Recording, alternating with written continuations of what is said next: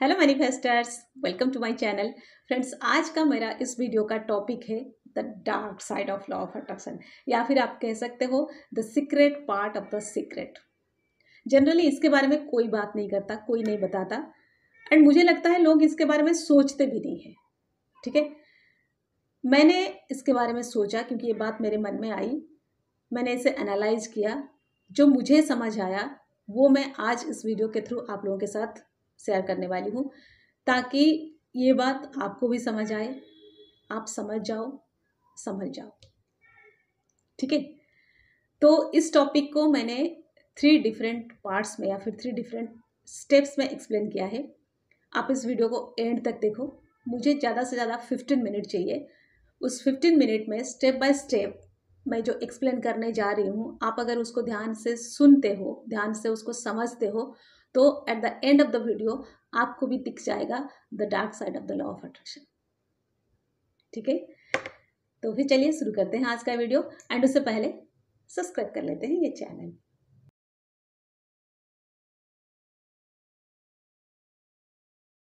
तो friends, let me start the first part of the video. हुआ ये कि 2 दिन पहले मैंने एक वीडियो देखा, वीडियो नहीं, मैंने एक थंबनेल देखा। एक नहीं, 2 थंबनेल देखा किसी एक चैनल का। थंबनेल ऐसा था कि लॉ ऑफ अट्रैक्शन फॉलो करके एग्ज़ाम में पास कर गए बिना पढ़ाई करके। एग्जैक्ट सेंटेंस ये नहीं है, लेकिन लिखा वही था। मैं वो थंबनेल भी आपको दे दूंगी, यहाँ पे आप खुद ही देख लेना। लॉ ऑफ अट्रैक्शन फॉलो करके पास कर गए बिना पढ़ाई करके। ठीक है, सेकंड जो थंबनेल था वो था लॉ ऑफ अट्रैक्शन फॉलो करके इंटरव्यू क्रैक कर गए, रिटन टेस्ट पास कर गए बिना पढ़ाई करके। मतलब उस थंबनेल पे ये मेंशन था कि लॉ ऑफ अट्रैक्शन फॉलो किया गया है, एग्जाम में पास कर चुके हैं। मतलब ये प्रूफ है कि लॉ ऑफ अट्रैक्शन फॉलो करके एग्जाम में पास कर चुके हैं, या फिर इंटरव्यू में सिलेक्ट हो चुके हैं, रिटन एग्जाम भी पास कर चुके हैं, ऑलरेडी हो चुका है। उसके नीचे ये मेंशन था कि बिना पढ़ाई करके। और ये जो वीडियो था, जो मैंने देखा, वीडियो तो मैंने नहीं देखा, मैंने बस थंबनेल देखा और मैं वहीं से रिटर्न आ गई। ये 2 साल पहले की वीडियो है, अभी मुझे दिखाइए। एंड उसमें एक में मुझे लगता है 82,000 व्यूज़ थे। आप सोचो, 2 साल से लगातार 82,000 लोग, एंड मेरे हिसाब से ये 82,000 स्टूडेंट्स ही होंगे, या फिर जो जॉब एस्पिरेंट्स है वही होंगे जो लोग ये वीडियो देख रहे होंगे। आप सोचो, 2 साल से लगातार करीब करीब 82,000 स्टूडेंट्स को बायस्ड किया गया है, गलत रास्ते पे ले जाया गया है। उन्हें ये बताया गया है कि पढ़ाई मत करो, लॉ ऑफ अट्रैक्शन फॉलो करके सक्सेस हो जाओ, लॉ ऑफ अट्रैक्शन फॉलो करके एग्ज़ाम में पास हो जाओ, इंटरव्यू क्रैक कर लो, रिटन एग्ज़ाम पास कर जाओ। क्या आपको नहीं लगता ये एक गलत बात है? आपको नहीं लगता ये हम सोसाइटी को एक गलत मैसेज दे रहे हैं? आपको नहीं लगता कि हम कुछ बच्चों को गलत राह दिखा रहे हैं? इससे इस समाज का या फिर लोगों का कुछ बुरा हो रहा है, कुछ बच्चों का भविष्य बिगड़ रहा है। Don't you think so? मुझे ये लगा, एंड मैंने सोचा कि नहीं, अब तो इस टॉपिक पर वीडियो बनानी चाहिए। तो ये है the first part of the video. Second part के बारे में बात करती हूँ। सेकेंड पार्ट के बारे में बात करने के लिए मैं आज से करीब करीब 16-17 साल पहले की बात करना चाहूँगी, जब मुझे पहली बार लॉ ऑफ अट्रैक्शन पता चला था। मुझे पहली बार लॉ ऑफ अट्रैक्शन पता चला सीक्रेट मूवी से। ठीक है, किसी ने मुझे रिकमेंड किया था, मुझे सजेस्ट किया था कि ये मूवी देख लो, तो मैंने सीक्रेट मूवी देखा। उसके बाद मैं सीक्रेट बुक ढूंढ रही थी, लेकिन मुझे पावर बुक मिला, मैंने पावर बुक पढ़ा। उसके बाद मैं सीक्रेट बुक मैंने कहीं से कलेक्ट किया, एंड फिर मैंने सीक्रेट बुक पढ़ा। उसके बाद सारे रोनावाइन के सारे book, magic, the hero, and और भी बहुत सारे law of attraction best books मैंने खरीदा एंड मैंने पढ़ा। लेकिन जब मैं वो मूवी देखी, जब मैंने शुरू में वो सारे बुक्स मैंने पढ़े, उस वक्त मेरे मन में एक ख्याल आया था कि ये जो चीज़ बताया जा रहा है, ये जो चीज़ लोगों के सामने लाया जा रहा है, कहा जाता है कि एक सीक्रेट था, अब वो सबको बताया जा रहा है, कहीं ना कहीं इसका एक गलत असर समाज पे पड़ सकता है। जब मास ऑफ पीपल उसको फॉलो करेंगे, उसको यूज़ करने लगेंगे, हो सकता है वो गलत इरादे से, गलत मकसद के लिए उसे यूज़ करें। एंड अगर ऐसा होता है, क्योंकि लॉ ऑफ अट्रैक्शन तो काम करेगा ही, अगर लॉ ऑफ अट्रैक्शन को एक गलत मकसद के लिए यूज़ किया जाए एंड वो काम करता है, तो इसका असर इस समाज पर बहुत गलत हो सकता है, इसका गलत असर पड़ सकता है।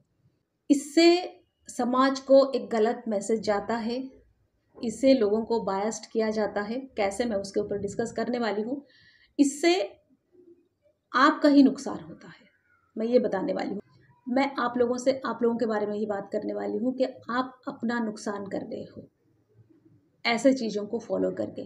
क्योंकि मैं दावे के साथ कह सकती हूँ, आपके लिए लॉ ऑफ अट्रैक्शन कितना भी काम क्यों ना करे, आपका हर एक ड्रीम एंड डिज़ायर मैनिफेस्ट कभी नहीं होता होगा, कभी भी नहीं होता होगा। मैं गारंटी के साथ कह सकती हूँ। क्यों नहीं होता है, उसके पीछे रीज़न क्या है वो समझो। लॉ ऑफ अट्रैक्शन किस लेवल तक काम करता है वो समझो। लॉ ऑफ अट्रैक्शन जब काम करता है उसमें क्या क्या टर्म्स एंड कंडीशंस लागू होते हैं उसको समझो। बस कोई वीडियो निकला एंड उसमें कहा गया कि आपका सारे ड्रीम्स पूरे हो सकते हैं, आपको ढेर सारे पैसे मिल सकते हैं, आपके ज़िंदगी में जादू हो सकता है, ऐसे ऐसे थंबनेल लोग डालते हैं एंड आप उसे देखते हो। क्योंकि आप लोग बहुत इनोसेंट हो, आपको बायस करना लोगों के लिए बहुत आसान होता है।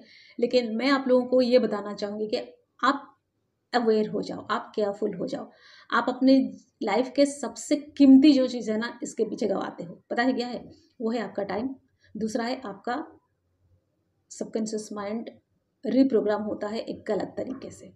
आपको लगता है कि लॉ ऑफ अट्रैक्शन फॉलो करके सब हो जाएगा, अब ये आप रिप्रोग्राम कर रहे हो, एक गलत रिप्रोग्रामिंग चल रहा है एंड ये समय आपके हाथ से निकला जा रहा है। ये है the second part of the video. अब मैं आती हूँ the third part of the video. The third part of the video again मैंने सीक्रेट बुक से ही लिया है, ठीक है। अगर आप सीक्रेट बुक पढ़े होंगे या फिर आप सीक्रेट मूवी देखे होंगे, तो ये है वो बुक द सीक्रेट। इस बुक के स्टार्टिंग में ये देखिए, फॉरवर्ड पेज में जो सेकेंड पैराग्राफ है उसमें ये बात मेंशन की गई है। और अगर आप सीक्रेट मूवी देखेंगे, सीक्रेट मूवी आपको यूट्यूब में बड़ी आसानी से मिल जाएगी, वो 1 आवर 31 मिनट्स का होता है वो मूवी, आप जाके ज़रूर देखना उसे। उस मूवी में स्टार्टिंग में आफ्टर 2 मिनट्स इस बात की जिक्र की गई है जो यहाँ पर सेकेंड पैराग्राफ में लिखा गया है। इसका ऑथर जो है रोंडा वाइन, वो लिखते हैं कि मैंने ऑब्जर्व किया या फिर मैंने ट्रेस किया कि इतिहास में जो बड़े बड़े शख्सियत होते थे, जो सक्सेसफुल शख्सियत होते थे, मतलब हिस्ट्री में जो सक्सेसफुल पर्सनालिटीज़ या फिर जो ग्रेट पर्सनालिटीज़ होते थे, उनको लॉ ऑफ अट्रैक्शन पता था। उनका कहने का मतलब था कि जो सक्सेसफुल लोग उस वक्त थे उनको लॉ ऑफ अट्रैक्शन पता था एंड क्योंकि उनको लॉ ऑफ अट्रैक्शन पता था इसीलिए वो सक्सेसफुल थे। और ये बात बाकी लोगों को पता नहीं था, बाकी लोगों से ये बात को सीक्रेट रखा गया था। उस हिसाब से उन्होंने इस बुक का नाम सीक्रेट रखा। तो बाकी लोगों से इस बात को छुपा के रखा गया था, इसको सीक्रेट रखा गया था। एंड उन्होंने लिखा है कि मेरा इंटेंशन ये है कि ये बात सबको पता चले एंड सब कोई लॉ ऑफ अट्रैक्शन फॉलो करे ताकि अपने लाइफ में आगे बढ़ सके, कुछ अच्छा कर सके, ठीक है। उन्होंने अपना इंटेंशन भी मेंशन किया है कि क्यों उन्होंने इस बुक को लिखा है। अब जब मैंने इस बुक को पढ़ा, मुझे लगा कि बहुत कुछ गलत होने जा रहा है। अगर ये लॉ ऑफ अट्रैक्शन रिवील हो रहा है तो समाज में इसका गलत असर पड़ सकता है, क्योंकि ज़रूरी नहीं है कि लॉ ऑफ अट्रैक्शन को हर कोई सही तरीके से इस्तेमाल करे, अपने भले के लिए सही ढंग से यूज करे। मैं क्यों ये बोलती हूँ, एग्जाम्पल के थ्रू आपको समझा सकती हूँ। फॉर एग्जाम्पल, कोई एक इंसान है, उसके पास एक बंदूक है, ठीक है। वो बंदूक दिखा के वो कहता है कि मुझे ये घर चाहिए, उसे घर मिल जाता है। वो कहता है कि मुझे ये गाड़ी चाहिए, मुझे पैसा चाहिए, मुझे किसी से शादी करना है या फिर मुझे एग्ज़ाम में पास करना है। वो सारा कुछ हासिल कर लेता है उस बंदूक दिखा के, ठीक है।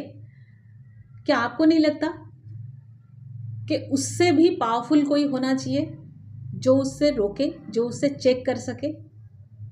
क्योंकि वो बंदूक दिखा के उस घर को हासिल कर लेता है जिस घर को पाने के लिए उसने कोई मेहनत नहीं किया है।